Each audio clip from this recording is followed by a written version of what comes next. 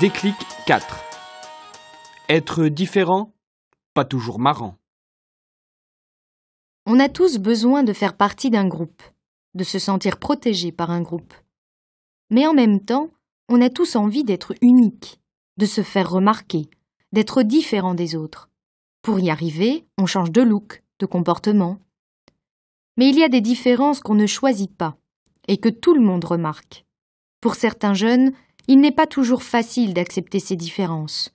Elles sont parfois la cause d'exclusion, d'injustice, de racisme. Lisa, 15 ans, a la double nationalité. Elle est belgo-ivorienne. Son père est né en Côte d'Ivoire.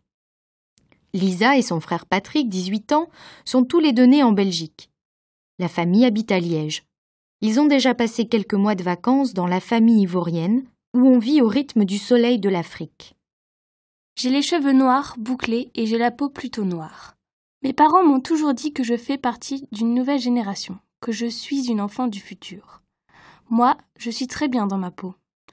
Par rapport aux autres jeunes, je trouve que j'ai beaucoup de chance. Eux, ils vivent dans un monde clos, fermé.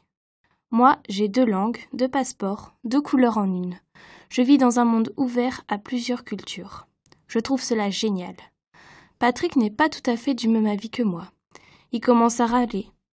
Quand il se promène dans la rue le soir avec une bande de copains et quand il rencontre des policiers, il est quasiment chaque fois contrôlé, fouillé. Ce n'est pas agréable, mais il faut prendre ça avec un peu d'humour. Au moins, on ne passe pas inaperçu. Anne a 14 ans. Elle se déplace en fauteuil roulant.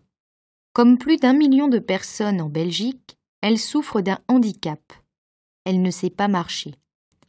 Anne est élève dans une école traditionnelle, une école ordinaire. Sa présence dans cette école non spécialisée demande un effort à tous. À l'école, à l'équipe des profs, aux autres élèves, à ses parents et à elle-même aussi. L'intégration de la personne moins valide devrait commencer à l'école, mais cela reste parfois difficile. Certaines personnes se sentent très bien dans une école ordinaire, d'autres ont besoin d'une école spécialisée. Depuis l'école maternelle, je vais à la même école que mon frère. Ma classe est située au rez-de-chaussée. Là où il y a des marches, l'école a installé une rampe d'accès.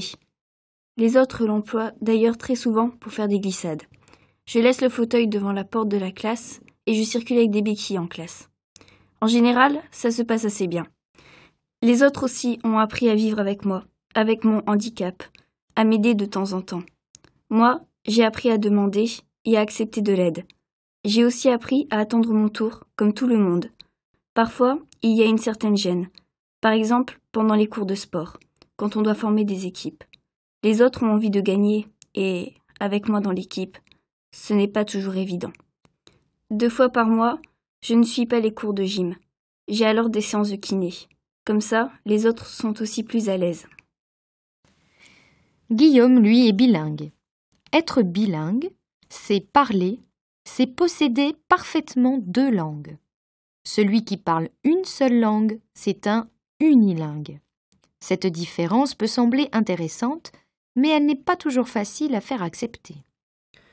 Quand est-ce que je parle français et néerlandais?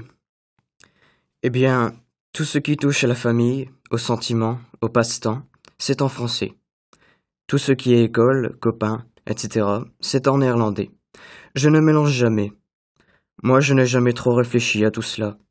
Je trouvais cela tout à fait normal. C'est surtout depuis l'école secondaire que les problèmes ont commencé. On me fait parfois des remarques un peu gênantes, du genre « le français c'est pour les snobs ». Ou bien, on raconte une blague et on me dit « toi tu ne peux pas comprendre ». Les autres ne réalisent pas toujours que ces remarques me blessent. Justine est une jeune fille de 15 ans et demi. Elle est dyslexique. Elle lit mal, elle écrit mal. Elle comprend mal le contenu d'un texte. Elle sait difficilement faire 2 choses à la fois.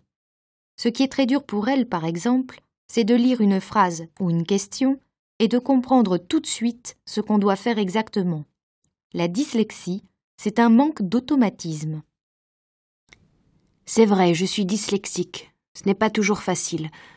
Mon plus grand problème, c'est de lire un texte. Je dois lire le texte mot à mot. Je dois cacher le reste de la phrase et quand j'arrive au bout de la phrase, je dois recommencer parce que je ne sais plus de quoi on parle exactement. J'ai des cours d'orthophonie 2 fois par semaine. On relit ensemble la matière et l'orthophoniste contrôle alors si j'ai bien compris le contenu. Cela me prend beaucoup de temps. C'est parfois un vrai handicap dont je ne pourrai jamais guérir. Dans certaines écoles, les élèves qui souffrent de dyslexie sont mieux suivis. Aux examens, ils ont plus de temps. Ils reçoivent des copies en caractères plus grands. Il y a un prof dans la classe qui les aide à bien comprendre les questions. Et pendant l'année, il y a un prof qui les aide à structurer leurs notes. Mais souvent, on n'en est pas encore là. Je me souviens qu'un jour, à l'école primaire, un prof a voulu m'aider à mieux comprendre les questions. Protestation générale. Alors le prof a dit que tous ceux qui ont des lunettes pour mieux voir enlèvent leurs lunettes. Tout ce que je fais pour Justine, c'est lui donner une paire de lunettes pour qu'elle voie mieux. C'est un prof que je n'oublierai jamais. Thomas a 12 ans. Pourtant, il est en 3e latine. Il a donc sauté 2 ans. Il a un QI très élevé. C'est un élève surdoué.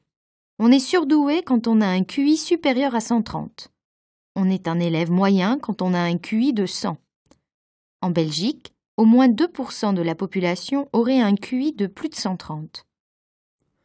Après la 2e maternelle, je suis passé en primaire. Je n'ai plus aucun souvenir de cela. Par contre, je me souviens très bien de la 3e primaire. Le prof racontait tout le temps la même chose. Il répétait chaque phrase au moins 10 fois. Enfin, je m'ennuyais terriblement. Mes parents me disaient « Participe un peu plus en classe, tu verras, le temps passera plus vite comme ça. » J'ai essayé. Je levais la main, parfois pendant des heures. Puis, un jour, ce prof de 3e primaire m'a dit « Quand on sait, on se tait. » Alors, mes parents m'ont fait passer des tests.